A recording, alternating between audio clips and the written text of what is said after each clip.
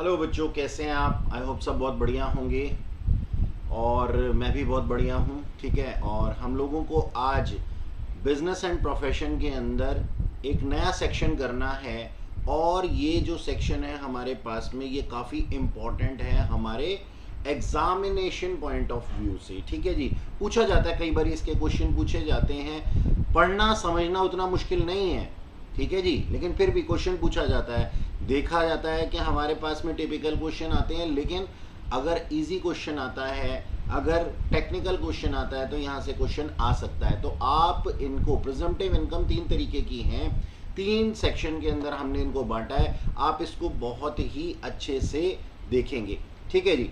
तो सबसे पहला है हमारे पास में, सबसे पहला हमारा सेक्शन जो है सेक्शन 44 एडी। सेक्शन 44 एडी क्या कहता है, आइए समझ लेते हैं।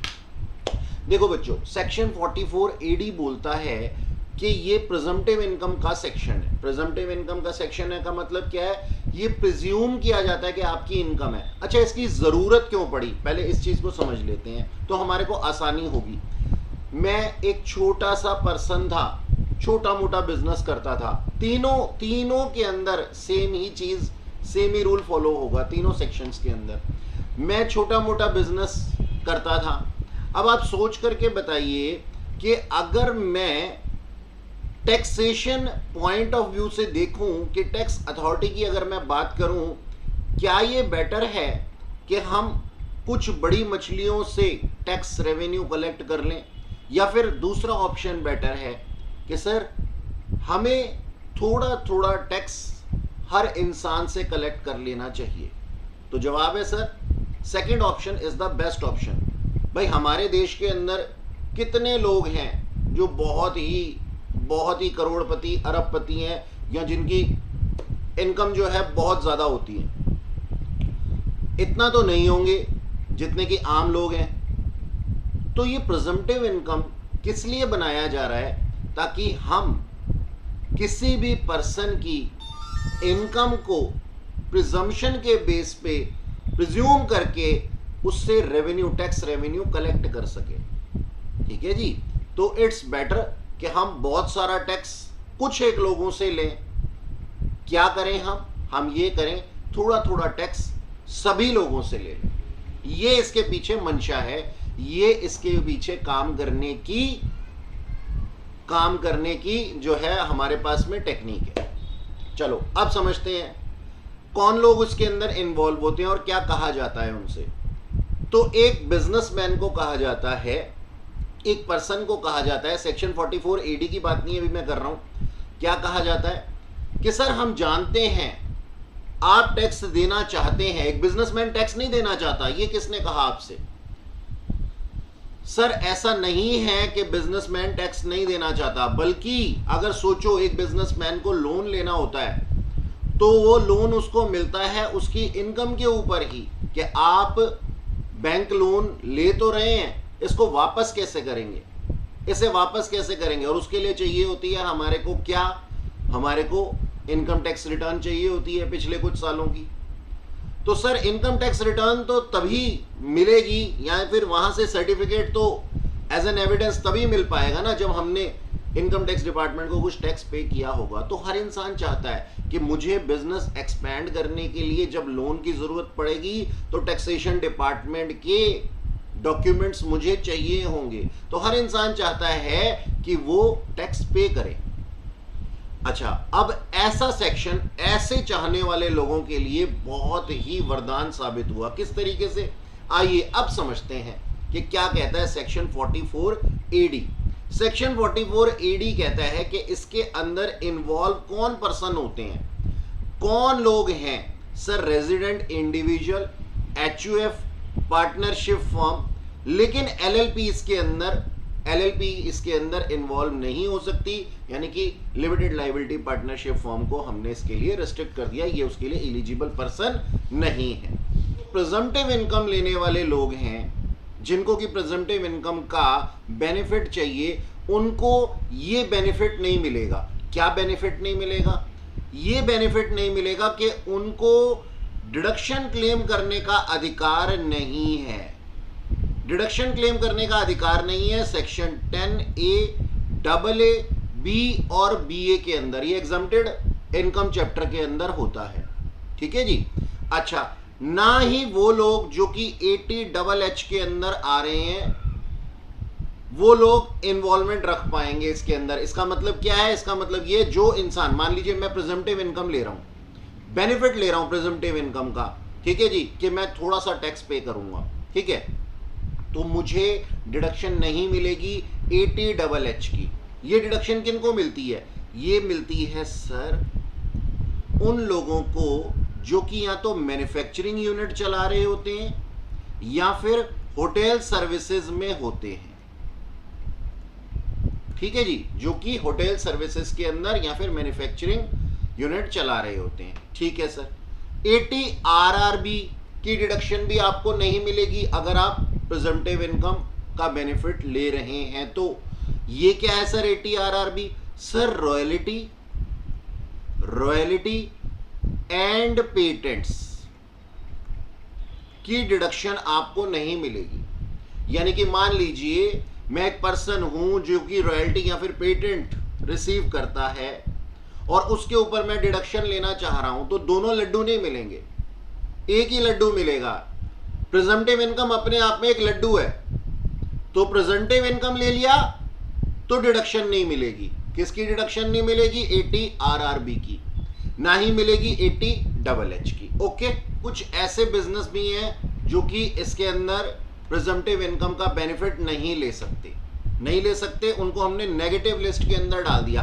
अब ये नेगेटिव लिस्ट के अंदर आने वाले ऐसे बिजनेस हैं कौन से जिनको कि रिस्ट्रिक्ट किया गया है? रिस्ट्रिक्ट किया गया है सर एक स्पेसिफाइड प्रोफेशनल को। लास्ट क्लास में पढ़ चुके हैं हम स्पेसिफाइड प्रोफेशनल कौन से होते हैं, ठीक है जी। एक ऐसे पर्सन को जो कि कमीशन या ब्रोकरेज ले रहा है, ठीक है, हमने रिस्ट्रिक्ट कर दिया एजेंसी बिजनेस को, हमने रिस्ट्रिक्ट कर दिया एक ट्रांसपोर्टर को। क्यों? क्योंकि इसको हम अलग से एक सेक्शन देने वाले हैं, सेक्शन 44AE, तो हमने इसको यहां पे रिस्ट्रिक्ट कर दिया। जो AE का बेनिफिट लेगा वो AD का बेनिफिट नहीं ले पाएगा।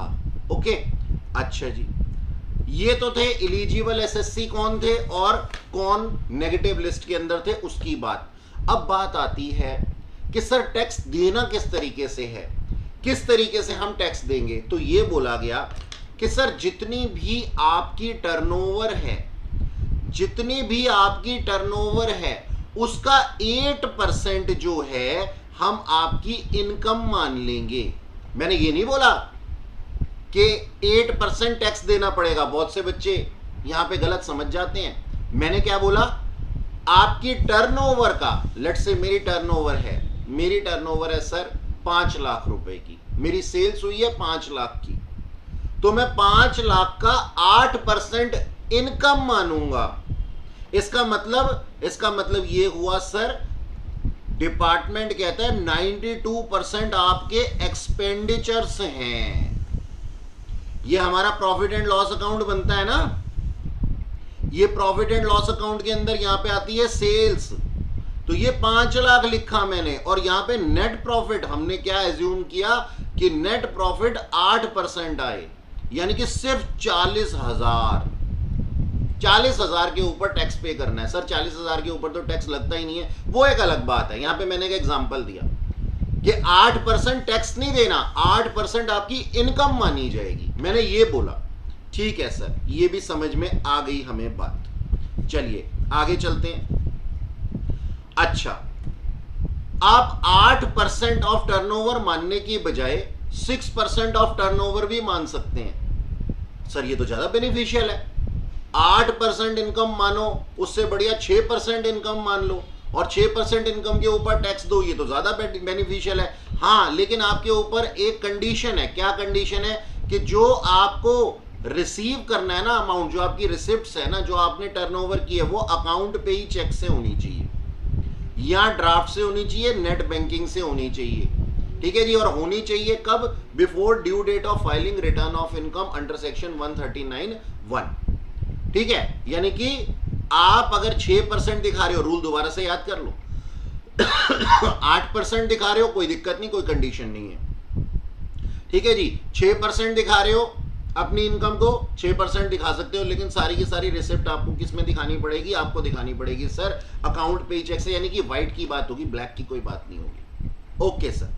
अच्छा, अब सोचो, हमने आपका ना 92% क्या मान लिया था? 92% हमने मान लिए थे आपके एक्सपेंडिचर्स। तो अब 92% एक्सपेंडिचर मान लिए गए थे। आपसे कोई बुक्स ऑफ अकाउंट नहीं मांगे गए हैं, आपसे कोई क्या नाम है प्रॉफिट एंड लॉस अकाउंट नहीं मांगा गया, आपसे ये नहीं बताया गया कि एक्चुअली कंप्यूट करके दिखाओ। ठीक है जी, कुछ नहीं मांगा गया आपसे। आपसे क्या कहा गया है? सिर्फ और सिर्फ इतनी बात की गई है कि सर आप 8% अपनी टर्नओवर का इनकम मान लो और उसके ऊपर टैक्स पे कर दो। यानी कि 92% हमने एक्सपेंसेस मान लिए। अब सोच करके देखो, हमने पीजीबीपी चैप्टर के अंदर जो पढ़ा है सेक्शन 30 से लेकर के 38 तक के एक्सपेंडिचर, क्या वो अलाउड होने चाहिए? अपने मन से पूछो, क्या वो अलाउड होने चाहिए? अरे सर ऑलरेडी 92% हम लोग एक्सपेंडिचर मान चुके हैं, डिपार्टमेंट ऑलरेडी मान चुका है 92% आपके एक्सपेंडिचर्स। तो क्या अब डिपार्टमेंट को लूटोगे? तो सर इसलिए हम क्या कहते हैं कि सेक्शन 30 से लेकर के 38 तक के जितने भी खर्चे हैं उनकी डिडक्शन आपको नहीं मिलेगी, अब अलग से नहीं मिलेगी, क्योंकि वो ऑलरेडी 92% के अंदर आ चुके हैं। आपके ऊपर कोई रिस्ट्रिक्शन नहीं है कि आपको बुक्स ऑफ अकाउंट नहीं बनानी, आपको कोई ऑडिट नहीं करवाना, आपको कोई ऑडिट नहीं कराना, कोई बुक्स ऑफ अकाउंट नहीं मेंटेन करनी। ठीक है सर, इस सेक्शन के अंदर। अच्छा जी सर, क्या मैं डिडक्शंस ले सकता हूं? तो दूसरा बच्चा कहता है अरे अभी तो सर ने मना किया था डिडक्शन नहीं ले सकते। मैंने सिर्फ 2 डिडक्शंस के ऊपर रिस्ट्रिक्शन लगाई थी, मैंने सिर्फ 2 डिडक्शन के ऊपर रिस्ट्रिक्शन लगाई थी। ये देख लो आप, ये देख लो कौन सी डिडक्शन के ऊपर? एक 80H, 80HH और 80RRB। ठीक है जी, तो डिडक्शंस चैप्टर की जितनी भी डिडक्शंस हैं, इन दोनों डिडक्शन को छोड़ करके वो आप ले सकते हैं। देखिए अवेलेबल हैं। अरे बाप रे सर, ये तो मजा ही आ गया। मतलब सोचो कि हम क्या बोलेंगे, हम ये बोलेंगे 6% और 8% को इनकम मान लो, और उसके बाद भी हमें क्या मान लिया जाएगा? हमारे से डिडक्शन माइनस करने को बोला जाएगा। यानी कि कहने वाली बात क्या है इसके अंदर? कहने वाली बात ये है कि ये देखो, ये किसके लिए था? यहां पे एक इंडिविजुअल था, ये देखो ऊपर रेजिडेंट इंडिविजुअल। अगर रेजिडेंट इंडिविजुअल ने अपनी कोई सेविंग कर रखी है या कोई मेडिक्लेम इंश्योरेंस प्रीमियम पे कर रखा है, तो क्या सर उसको डिडक्शन क्लेम करने का अधिकार है सेक्शन 80 के अंदर? हाँ बिल्कुल है। ये हम आगे आने वाले चैप्टर्स में पढ़ेंगे कि डिडक्शंस होती क्या है। तो अब यहां पे और टैक्सेबल अमाउंट कम हो गया। टैक्सेबल अमाउंट क्या हो गया? और कम हो गया। अब तो टैक्स पे कर दो। ठीक है। अच्छा, एक बात है कि अगर उसके ऊपर एडवांस टैक्स की ऑब्लिगेशन आ रही है तो उसको वन गो में, एक ही बार में 15 मार्च से पहले पहले अपना एडवांस टैक्स पे करना होगा। ठीक है सर। डेप्रीसिएशन, ये एक इंपॉर्टेंट पॉइंट है, इसको जरा ध्यान से सुनना।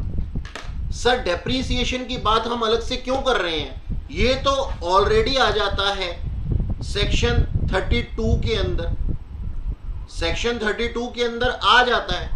और सर अभी तो आपने बताया कि सेक्शन 30 से लेकर के 38 तक के सारे खर्चे हम एज्यूम कर लेंगे कि हाँ आ गए हैं, क्लेम कर लिए गए हैं, तो फिर अलग से सेक्शन 32 की बात क्यों कर रहे हो? इसलिए कर रहा हूं बेटा, इसलिए कर रहा हूं क्योंकि इस एक्सपेंस का अगले साल फर्क पड़ना है। कैसे फर्क पड़ना है? सर देखो, आपके पास में एक प्लांट एंड मशीनरी थी जिसकी कि इस साल की ओपनिंग वैल्यू कितनी थी? सर 2 लाख रुपए थी, 2 लाख रुपए थी।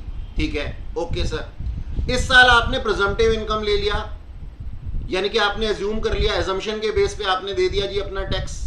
ओके सर, तो आपके मान लिए गए एक्सपेंडिचर कि यहां से डिडक्ट हो गए। अब डेप्रीसिएशन, मान लो आपका डेप्रीसिएशन जो लगा था, डेप्रीसिएशन जो लगा था आपका, वो यहां से डिडक्ट हो गया। उसके बाद में कोई वैल्यू आ गई होगी ना। अगर आप एजम्पशन के बेस पे टैक्स पे ना कर रहे होते तो इस साल आप सेक्शन 32 के अंदर डेप्रीसिएशन क्लेम करते? हाँ सर करते।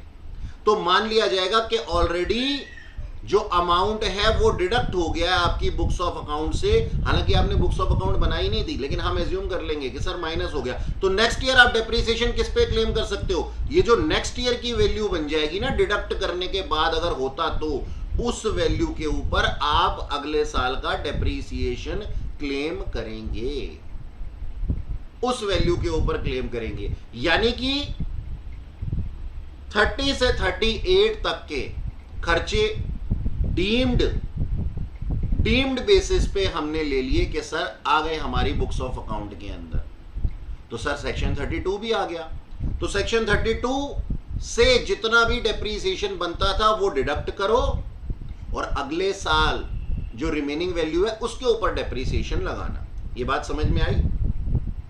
ओके जी, आगे चलते हैं, इसको हटाते हैं यहां से।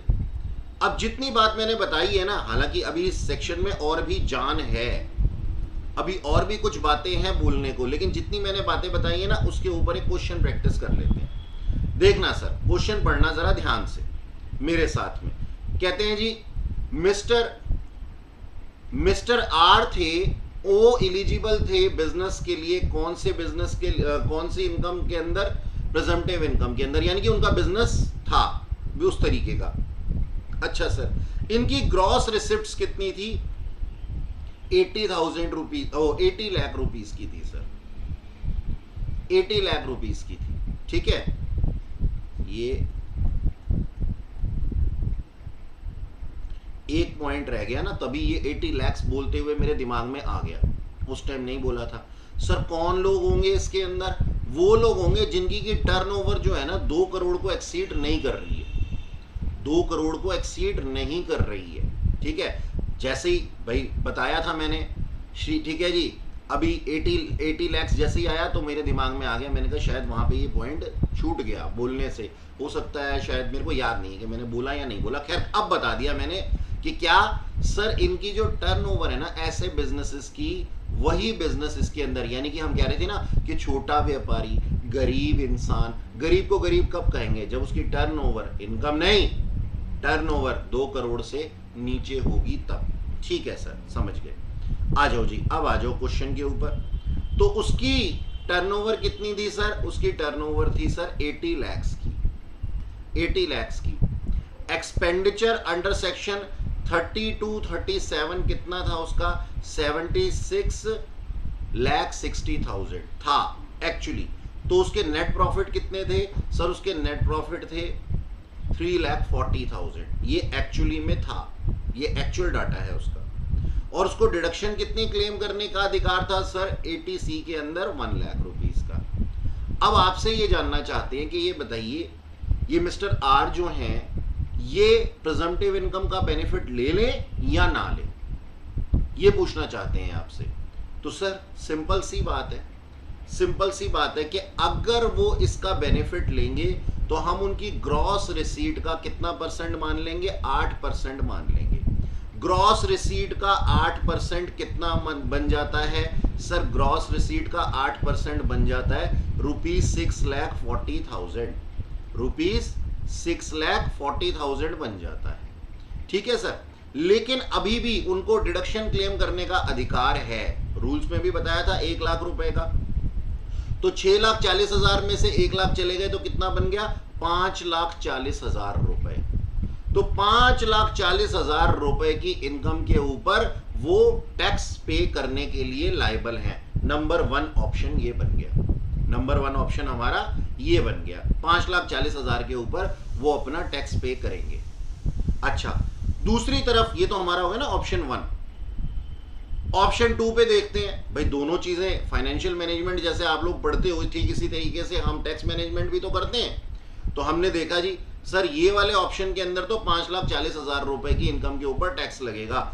अब देखो सर, अगर मैं ये कहता हूं कि मैं 3,40,000 जो कि मेरी एक्चुअल इनकम थी, 3,40,000 रुपए के ऊपर अगर मैं टैक्स क्लेम करता हूं, सॉरी टैक्स पे करता हूं, लेकिन उसके ऊपर भी पे नहीं करने की जरूरत क्योंकि डिडक्शन अभी है मेरे पास में 1 लाख, तो 2,40,000 हो गया। 3,40,000 में से 1 लाख रुपए और कम कर दिए डिडक्शन के, तो 2,40,000 रुपए के ऊपर जो है टैक्स पे करना पड़ेगा। अब सोच करके देखना, 2,40,000 रुपए के ऊपर टैक्स लगता है क्या? नहीं सर, ये तो बेसिक एग्जम्पशन लिमिट से कम का अमाउंट है। तो इसको जाना चाहिए क्या प्रिजम्पटिव इनकम के साथ? नहीं सर, नहीं जाना चाहिए। क्यों नहीं जाना चाहिए सर? प्रिजम्पटिव इनकम में जाएगा तो टैक्स पे करेगा, और वैसे इसका नॉर्मली टैक्स कुछ बन नहीं रहा, तो क्या जरूरत है हमें टैक्स पे करने की? हम टैक्स पे नहीं करेंगे, ऐसा बोला गया। ठीक है जी। लेकिन सर अभी तो आपने सिखाया था कि प्रिजम्पटिव इनकम के अंदर हमें टैक्स देना चाहिए क्योंकि हमें बैंक लोन्स वगैरह चाहिए होते हैं। हाँ, अगर वो आपका, अगर उस तरीके से आप सोचते हैं तो आप जा सकते हैं प्रिजम्पटिव इनकम के साथ में, फिर कोई दिक्कत वाली बात नहीं है। लेकिन यहाँ पे दोनों ऑप्शन चेक करने जरूरी थे, यहाँ पे दोनों ऑप्शन चेक करने जरूरी थे। अच्छा जी, अब सुनो मेरी बात जो मैं आप लोगों को बताने जा रहा हूं, ध्यान से सुनना कि अगर किसी पर्सन ने प्रिजम्पटिव इनकम का बेनिफिट ले लिया है, अगर आप इस चीज को लिख भी लो, वैसे ये बात यहां लिखी हुई है, ये बात यहां पे लिखी हुई है कि अगर प्रिजम्पटिव इनकम में आने वाले 5 साल तक, इस साल मैंने प्रिजम्पटिव इनकम का बेनिफिट ले लिया, आने वाले 5 साल तक अगर किसी पर्सन ने, मतलब मान लो मैंने आज इस साल अपनी प्रिजम्पटिव इनकम का बेनिफिट ले लिया, ठीक है जी, आने वाले 5 सालों के अंदर अगर मैंने अपनी इनकम प्रिजम्पटिव इनकम से कम दिखाई, जो कि चाहे सच में हो चाहे, तो आने वाले 5 सालों तक अगर किसी भी साल मैंने अपनी इनकम प्रिजम्पटिव इनकम से भी कम दिखाई, तो सर मुझे एक पेनल्टी भुगतनी पड़ेगी। क्या पेनल्टी भुगतनी पड़ेगी? ये पेनल्टी भुगतनी पड़ेगी कि फिर आने वाले, फिर जिस साल मैं अपनी इनकम कम दिखाऊंगा ना, उससे आगे के 5 सालों के लिए मैं प्रिजम्पटिव इनकम के सेक्शन से बाहर हो जाऊंगा। मुझे सेक्शन 44 AD का बेनिफिट मिलेगा ही नहीं। एक बार फिर से सुन लो, एक बार फिर से सुन लो, बोल देता हूं दोबारा से। क्या बोलूंगा सर? मैंने ये बोला, इस साल मैंने अपनी प्रिजम्पटिव इनकम का बेनिफिट ले लिया, मेरे मन ने कहा कि चलो छोटा सा अमाउंट टैक्स का पे कर देते हैं, पे कर दिया मैंने, और नेक्स्ट ईयर मैंने क्या किया, अपनी इनकम को प्रिजम्पटिव इनकम से भी कम दिखाया, तो सर उसके आने वाले 5 सालों में मुझे प्रिजम्पटिव इनकम के सेक्शन से बाहर कर दिया जाएगा। ठीक है जी, ओके, नंबर 1। नंबर 2, अगर मेरी इनकम बेसिक एग्जम्पशन लिमिट से ज्यादा है तो मुझे अपने बुक्स ऑफ अकाउंट मेंटेन भी करने पड़ेंगे और ऑडिट भी कराने पड़ेंगे। ठीक है जी, मुझे अपने बुक्स ऑफ अकाउंट मेंटेन भी करने पड़ेंगे और ऑडिट भी करवाने पड़ेंगे। यही चीज लिखी हुई है, देखिए यहां पे। ठीक है, ओके। आइए अब एक क्वेश्चन करते हैं। क्वेश्चन के अंदर क्या लिखा है, यहां पे देखिएगा कि मिस्टर ए जो थे वो एलिजिबल थे किसके लिए?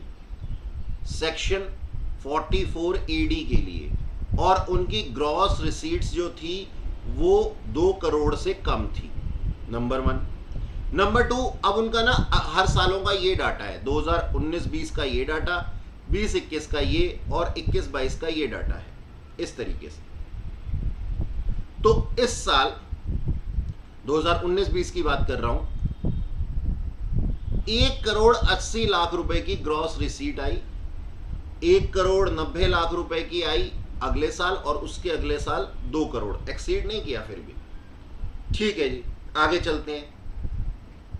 अब income tax, income offered to for taxation, उसने क्या सोचा? उसने ये बोला, कहता कि सर मैं अपनी इनकम जो है ना इतनी ऑफर कर देता हूं, कितनी? 14,40,000, 14,40,000 जो है वो मैं ऑफर कर देता हूं, किसके लिए? टैक्सेशन पॉइंट ऑफ व्यू के लिए। अच्छा, परसेंटेज कितना है? 8% है। हो सकता है ना? हाँ सर हो सकता है। तो आंसर है सर यस, हाँ सर वो कर सकता है। अच्छा, अगले साल चलते हैं, अगले साल चलते हैं। 1 करोड़ 90 लाख रुपए की ग्रॉस रिसीट्स हुई, उसने सोचा कि वो इनकम ऑफर कर देगा कितना? 15,20,000 रुपए, 15,20,000 रुपए उसने सोच लिया कि वो अपनी इनकम ऑफर कर देगा कि मैं इसके ऊपर टैक्स पे कर दूंगा। रेट कितना बन गया? ये 8% बन गया। क्या वो ऐसा कर सकता है? हाँ सर, बिल्कुल कर सकता है, बिल्कुल कर सकता है। Answer is yes. अब तीसरा वाला ध्यान से देखना, वो 2 साल तक प्रेजम्पटिव इनकम का बेनिफिट ले चुका था। हाँ सर, ले चुका था। आगे आते हैं, 2 करोड़ रुपए कमाए, लालच आ गया मन में। देखो, जब 1 करोड़ 80 कमा रहा था तो कितना ऑफर कर रहा था टैक्स पे करने के लिए कि सर 14,40,000। 1,90 कमा रहा था तब कितना ऑफर कर रहा था? 15,20,000। आज 2 करोड़ कमा रहा है और बोलता है कि मैं सिर्फ 10 लाख रुपए ही दे सकता हूं, ऑफर कर सकता हूं। 10 लाख दे नहीं सकता हूं, 10 लाख ऑफर कर सकता हूं इनकम टैक्स डिपार्टमेंट को कि आप इसके ऊपर टैक्स ले लो। कितना बनता है ये? सर 5% बनता है। अपना मिनिमम रेट क्या है? सर हमारा मिनिमम रेट तो 6% है और वो भी कंडीशन के साथ में, वैसे तो 8% है। हमने बोला क्या ये पॉसिबल है? आंसर इज नो, बिल्कुल नहीं। आप ऐसा नहीं कर सकते, प्रेजम्पटिव इनकम का बेनिफिट आप नहीं ले सकते। प्लस आपके साथ में क्या हो जाएगा, आने वाले टाइम के अंदर अगले 5 सालों तक प्रेजम्पटिव इनकम का बेनिफिट नहीं दिया जाएगा। और साथ ही अगर किसी साल आपकी इनकम बेसिक एग्जम्पशन लिमिट को एक्सीड कर गई तो उस साल आपको अपने बुक्स ऑफ अकाउंट मेंटेन भी करने पड़ेंगे और ऑडिट भी करवाने पड़ेंगे।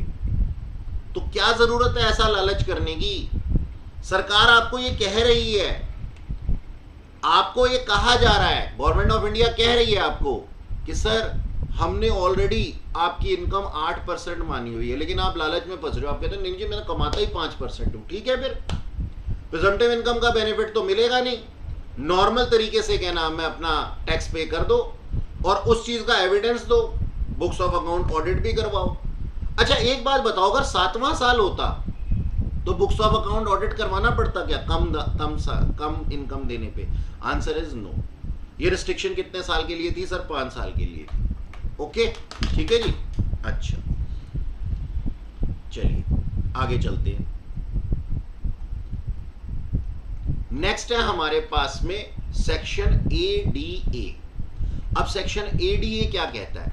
ये सर उन लोगों के लिए है, हमारे आपके जैसे लोगों के लिए, प्रोफेशनल्स के लिए है। इसके अंदर सारे के सारे प्रोफेशनल्स ही भरे पड़े हैं। आप देख लीजिए, अच्छे से चेक कर लीजिए। आप पढ़ेंगे इसके अंदर सारे के सारे आपको प्रोफेशनल दिखाई देंगे कि ऐसा पर्सन जो लीगल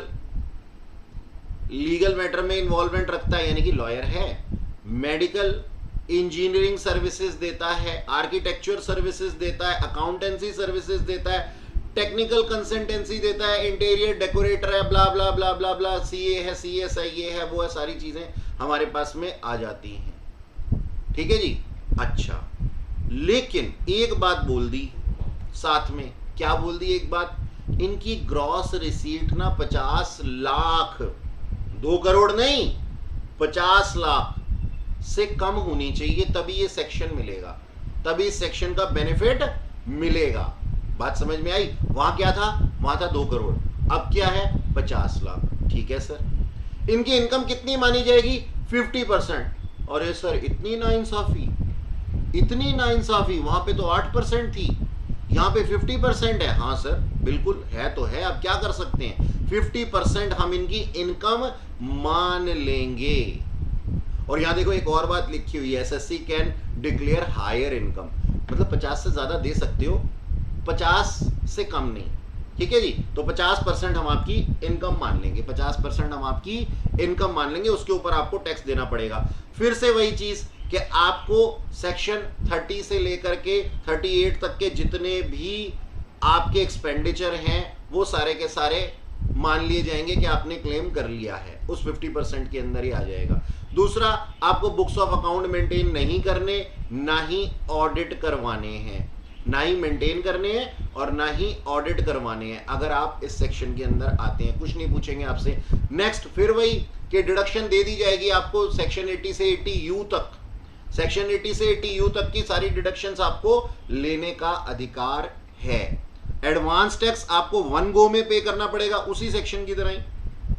डेप्रीसिएशन, यहां पे ना AE लिखा हुआ है, यहाँ पे AE लिखा हुआ है, गलती से बेटा इसको ना जरा ठीक कर लीजिए।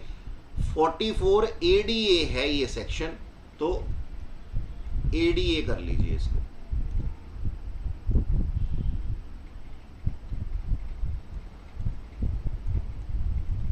ठीक है जी। डेप्रिसिएशन ठीक उसी तरीके से जैसे अभी हमने कंप्यूट किया था। तो सर यहां तो बिल्कुल कॉपी पेस्ट है उसी का ही। हाँ, बस फर्क क्या है, फर्क क्या है, यहां पे सर प्रोफेशनल्स आते हैं, यहां पे इनकम जो है 50% मानी जाती है, यहां पे 50 लाख की ग्रॉस रिसीट की बात की जाती है, उधर की तरह 2 करोड़ की टर्नओवर की बात नहीं की जाती। ठीक है सर, नॉर्मल सा था ये तो। अच्छा, अगेन वही बात कि अगर देखो, can SSC declare lower income? Yes, हाँ कर तो सकता है, लेकिन बाद में उसको अपने बुक्स ऑफ अकाउंट ऑडिट करवाने पड़ जाएंगे और मेंटेन भी करने पड़ जाएंगे। ये देखो जी, ये बड़ा प्यारा सेक्शन है 44 AE। सेक्शन 44 AE क्या बोलता है? सबसे पहले यहां पे आने वाले गरीब लोग कौन हैं? यहां पे आने वाले गरीब लोग हैं ट्रांसपोर्टर। सर ट्रांसपोर्टर भी गरीब होते हैं क्या? होते होंगे, तभी तो उनको ये बेनिफिट दिया जा रहा है। ठीक है जी। तो देखो एलिजिबल पर्सन में क्या लिखा हुआ है? एलिजिबल पर्सन में लिखा हुआ है person carrying on business of flying, hiring, leasing goods carriage and not owing more than 10 goods carriages. यानी कि ये गरीब पता क्यों है? क्योंकि इस ट्रांसपोर्टर के पास, बेचारे के पास सिर्फ 10 ट्रक हैं, इसलिए ये गरीब है। सिर्फ 10 ट्रक है, इसलिए ये गरीब है। किसी साल अगर इसके पास में 11 ट्रक हो गए ना, किसी भी साल में, एक साल के अंदर 11वां ट्रक अगर इसने खरीद लिया, तो ये गरीब नहीं रहेगा। तो ये गरीब नहीं रहेगा, तो इसका प्रेजेंटिव इनकम से हम बाहर कर देंगे। भाई गरीबों का ही तो सेक्शन है ना ये। ठीक है जी। अच्छा, तो देखा गरीबी का हमने, क्या नाम है, इसको ट्रेडमार्क क्या बनाया कि उसके पास 10 से ज्यादा ट्रक नहीं होने चाहिए, तो वो गरीब रहता है, यानी कि एलिजिबल पर्सन रहता है। अच्छा ठीक है, आइए देख लें इसकी इनकम किस तरीके से कैलकुलेट की जाती है। सर इनकम कैलकुलेट करने के लिए हमारे पास में 2 तरह के व्हीकल हैं, एक तो हैवी और एक अदर्स। हैवी व्हीकल किसे कहते हैं हम? हैवी व्हीकल उसे कहते हैं सर जिसका 12,000 किलोग्राम से ज्यादा का वजन होता है, उस व्हीकल को हम बोलते हैं। यानी कि 12,000 किलोग्राम मतलब कि 12 टन। ठीक है जी, 12 टन। 12 टन से ज्यादा होगा, 12 टन से ज्यादा होगा तो हैवी व्हीकल है, 12 टन से या 12 टन तक होगा तो अदर है, यानी कि स्मॉल, उसको हम मान लेते हैं। ठीक है सर, ओके। अब रूल्स क्या कहते हैं? अगर आपके पास में हैवी व्हीकल है, अगर आपके पास में हैवी व्हीकल है तो हर टन के ऊपर 1,000 रुपए की आपकी इनकम मानी जाएगी। ठीक है जी, हर टन के ऊपर 1,000 रुपए की आपकी इनकम मानी जाएगी। तो हम कैसे कैलकुलेट कर लेंगे? मान लीजिए हमारे पास में 8 ट्रक्स हैं, ठीक है जी, और 12 महीने चलते हैं। अब महीने की कहानी भी यहां लिखी हुई है, फॉर एवरी मंथ और part of it. For every month और पार्ट ऑफ इट का मतलब क्या है? अगर ट्रांसपोर्टर ये कहता है कि सर हमारे ट्रक्स तो पूरे महीने चलते ही नहीं है, हमें कोई मतलब नहीं है सर उस चीज से। जब से आपने इसको परचेज किया, लेट से आपने इसको जुलाई से परचेज किया, तो जुलाई, मान लीजिए आपने इसको 10 जुलाई को परचेज किया, तो हम पूरा जुलाई ले लेंगे। जुलाई, अगस्त, सितंबर, अक्टूबर, नवंबर, दिसंबर, जनवरी, फरवरी, मार्च तक का 9 महीने का टाइम पीरियड हम ले लेंगे। तो हम क्या करेंगे? 8 ट्रक्स हैं, 8 ट्रक्स हैं, 8 व्हीकल हैं हमारे पास में, मल्टीप्लाई कर दिया हमने सर हर एक को 9 महीने से, 9 महीने से, यानी कि इतना टाइम पीरियड हमारे पास में आ गया। फिर हमने उसको मल्टीप्लाई कर दिया उसके वेट से। वेट बताओ सर हर एक का कितना है? मान लो 15,000 है, 15,000 किलोग्राम है, यानी कि 15 टन हो गया। मैंने मल्टीप्लाई कर दिया 15 से, और मल्टीप्लाई कर दूंगा किससे? 1,000 से, क्योंकि हर टन का रेट कितना था? 1,000 रुपए था। वहां पे रेक्टिफाई कर लेना उसको, आपके नोट्स के अंदर 10,000 लिखा हुआ है, 10,000 लिखा हुआ है, उसको 1,000 बनाना है, उसको 1,000 बनाना है। तो यहां पे जो हमारा काम है वो क्या है? 15 से करना है हमें मल्टीप्लाई, यानी कि वेट के हिसाब से। अच्छा, अब वेट भी हमारे पास में किस तरीके से देखा जाता है, ग्रॉस वेट या फिर अनलेडन वेट। इसका मतलब क्या हुआ, ग्रॉस वेट का मतलब है आपके व्हीकल का वेट, ठीक है जी, आपके व्हीकल का वेट और सर्टिफाइड वेट कि भाई ये इतना जो है क्या नाम है भार उठाने के लिए सक्षम है, ये इसकी कैपेसिटी इतनी है, ठीक है। हमारे इंडिया के अंदर तो होता क्या है, ट्रॉलीज में जितनी कैपेसिटी होती है उससे भी ज्यादा भर करके ले आते हैं, तो ऐसा नहीं होगा, ठीक है जी। ग्रॉस वेट को हम लेंगे, कंसीडर करेंगे। अच्छा, नंबर 1 अनलेडिंग वेट हम ले सकते हैं, ग्रॉस वेट हमारे पास में अवेलेबल नहीं है मान लीजिए, तो हम क्या कर सकते हैं, अनलेडिंग वेट को ले सकते हैं। अब ये क्या होता है, इसका मतलब होता है सर, इसका मतलब होता है कि हमारे इस व्हीकल के साथ में कोई भी पार्ट अटैच किया जाता है तभी ये अपना काम करता है। जैसे आपने देखा होगा ना, ट्रैक्टर के साथ में ट्रॉली होती है, बड़ी बड़ी सी ट्रॉलीज होती हैं, तो हम उसका वेट ले सकते हैं, हम उसका वेट ले सकते हैं। ओके, तो मतलब क्या हुआ यहाँ पे, मतलब ये हुआ कि सर सबसे पहले हमें देखना है जी हमारा व्हीकल हैवी है या अदर्स है। हैवी है तो ये इस तरीके से कैलकुलेशन होगी जैसा कि मैंने अभी सिखाया। और वेट किस तरीके से हम कंसीडर करेंगे, वेट को हम उसका ग्रॉस वेट भी ले सकते हैं या फिर उसके साथ अटैच होने वाले पार्ट का भी वेट ले सकते हैं। ठीक है सर, ये बात समझ में आ गई।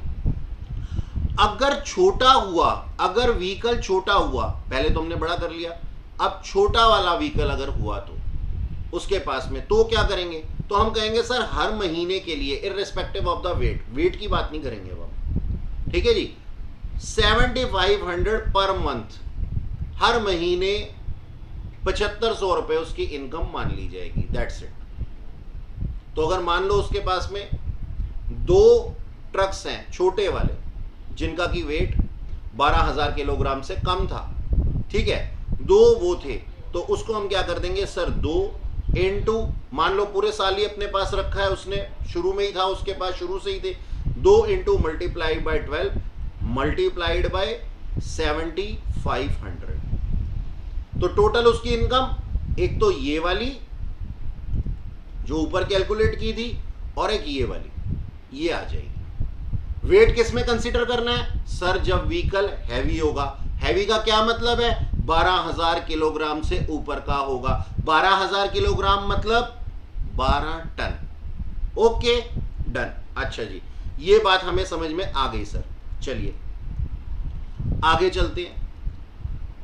आगे बोला गया उसको अलग से कोई डिडक्शन नहीं मिलेगी, जैसे वहां पे था दोनों सेक्शंस के अंदर, उसको अलग से कोई डिडक्शन नहीं मिलेगी। किसकी, सेक्शन 30 से लेकर के 38 तक सारे हम मान लेंगे एडजस्ट हो चुके हैं।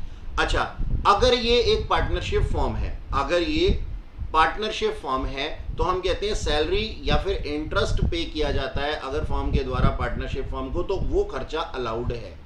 और वैसे भी वो खर्चा 30 से 38 तक नहीं आता है ना जी। ओके, अच्छा, maintenance of books of account, नहीं सर हमें नहीं करवाना, ना बुक्स बनानी है ना ही ऑडिट करवाने हैं, ठीक है। हमारे पास में 80C से लेकर के 80U तक की सारी डिडक्शंस अवेलेबल हैं। एडवांस टैक्स हमें 1 गो में पे करना पड़ेगा, जैसा कि अभी हमने सीखा था, ठीक है जी, 1 गो में पे करना पड़ेगा। कितने, कब तक, 15 मार्च से पहले।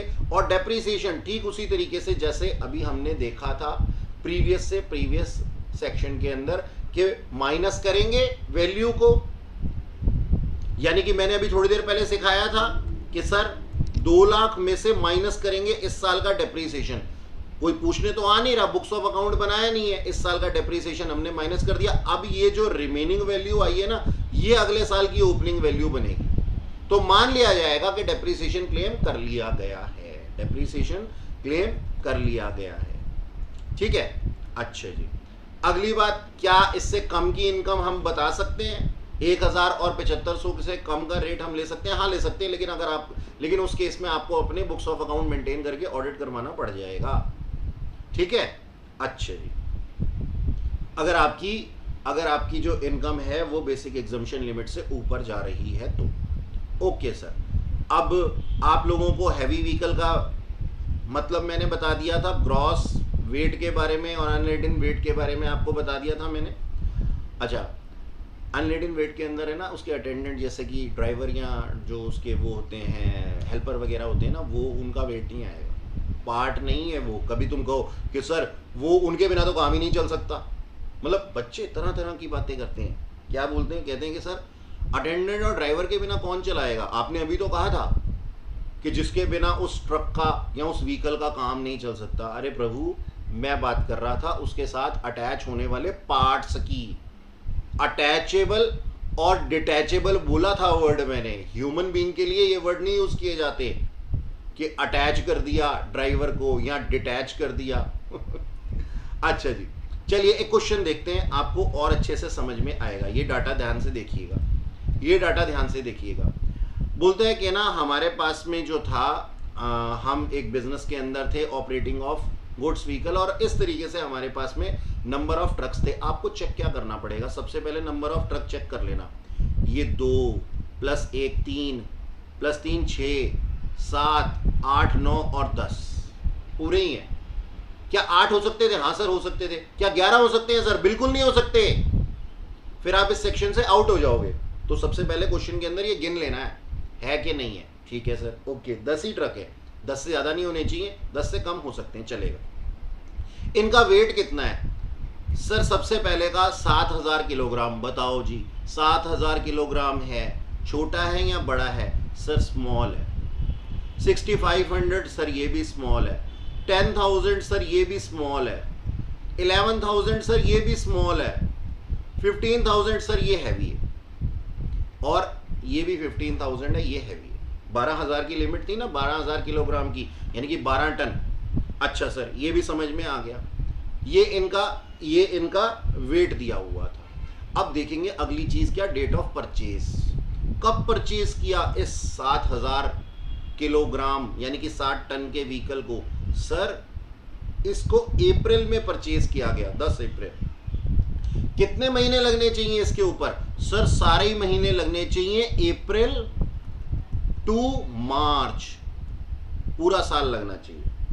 ठीक है सर, इसको 15 मार्च को किया था, इसको 15 मार्च को किया था, यानी कि अप्रैल के महीने में ये था हमारे पास। हाँ सर, इस पे भी 12 महीने लगने चाहिए। नहीं, वो 2019 लिखा है। ओ माय गॉड, सावधानी हटी दुर्घटना घटी। देख रहे हो, देख रहे हो, अभी गलत हो जाता। हाँ जी सर, ध्यान से। तो यहाँ पे क्या है, पिछले साल नहीं, इसी साल में खरीदा है हमने, 2019 के अंदर, 2019 के अंदर हमने खरीदा, 18-19 के अंदर खरीदा, मार्च के महीने में। तो इसमें कितने महीने लेंगे सर हम? मार्च का महीना लेंगे। ठीक है जी, ओके। फिर इसके बाद में क्या है, एक और ट्रक खरीदा जुलाई से, तो इसमें कितने महीने लेंगे सर? जुलाई से लेकर के मार्च तक का टाइम लेंगे। फिर जनवरी, फरवरी और मार्च, 3 महीने लेंगे सर, जनवरी टू मार्च। इसके बाद अगस्त के महीने में खरीदा था ये, तो अगस्त से लेकर के अपना दिसंबर, क्या नाम है, मार्च तक कितना होता है? अगस्त, सितंबर, अक्टूबर, नवंबर, दिसंबर, जनवरी, फरवरी, मार्च, 8 महीने। ठीक है, 8 महीने हम लेंगे अगस्त से लेकर के मार्च। ठीक है सर, और फिर फरवरी में खरीदा उसको, तो फरवरी और मार्च। ठीक है, तो महीनों का हिसाब तो हो गया हमारे पास में। यहाँ पे 12 महीने, यहाँ पे 1 महीना है, यहाँ पे 9 महीने हैं, इधर 3 महीने हैं, और यहाँ पे 8 महीने हैं, और यहाँ पे 2 महीने हैं। ठीक है ना, इस तरीके से हमने महीने काउंट कर लिए। अब नंबर ऑफ ट्रक्स से इसको मल्टीप्लाई कर देंगे, जितने भी होंगे हमारे पास में। हैवी के केस में, हैवी कह रहा हूं और स्मॉल के अंदर कर रहा हूं।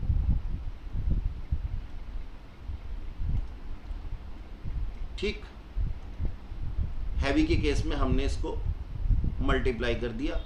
एक बारी पहले हैवी कर लेते हैं, ठीक है, उसके बाद में स्मॉल को देखेंगे। तो हमारे पास में देखो, ये नीचे आंसर दिया हुआ है, ऊपर करता हूँ थोड़ा स्क्रीन को, ये देखो जैसा कि मैंने बनाया वैसे ही यहाँ पे दिया हुआ है। नंबर ऑफ व्हीकल कितने हैं सर? 2, 1 है ना, 2 और 1 हमारे पास में क्या थे, व्हीकल थे, ठीक है, हैवी व्हीकल थे। ये 5 नंबर और 6 नंबर आपके सामने भी बुक होनी चाहिए। हमने इसको परचेज कब किया था, इस डेट पे किया था सर, इसी साल। और हमने इसके मंथ कितने निकाले थे, 8 और 2, मल्टीप्लाई कर दिया। 2 को 8 से 16 आ गया, 1 को 2 से 2 आ गया, टोटल कितना हो गया 18। टोटल कितना हो गया सर 18। ओके ठीक है जी। तो हम कैसे करेंगे, कैसे निकाल देंगे, अब हम क्या करेंगे, हम ये कहेंगे सर हैवी व्हीकल की बात कर रहे हैं, हम हैवी व्हीकल की बात कर रहे हैं, रेट कितना है 1000 रुपए, तो 18 को मल्टीप्लाई कर दो 1000 से, मल्टीप्लाइड 15 टन।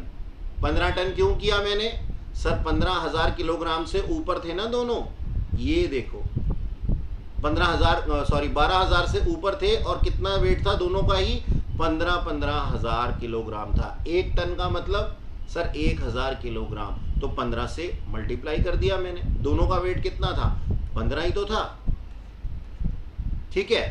तो 15 मल्टीप्लाइड बाय 18, चाहे आप ऐसे कह लो, और फिर हर टन का रेट कितना है सर 1000 है, तो ये हमने मल्टीप्लाई कर दिया, इतनी हमारी इनकम आ जाएगी, इतनी हमारी इनकम आ जाएगी हैवी के केस में, ठीक है ना। अच्छा चलो अब स्मॉल के केस में देख लेते हैं सर। स्मॉल बाकी सारे थे हमारे पास, ये सारे के सारे स्मॉल थे, ये सारे के सारे हमारे पास में ये स्मॉल थे सारे के सारे, ठीक है। आ जाओ जी, स्मॉल का भी कर लेते हैं हिसाब किताब।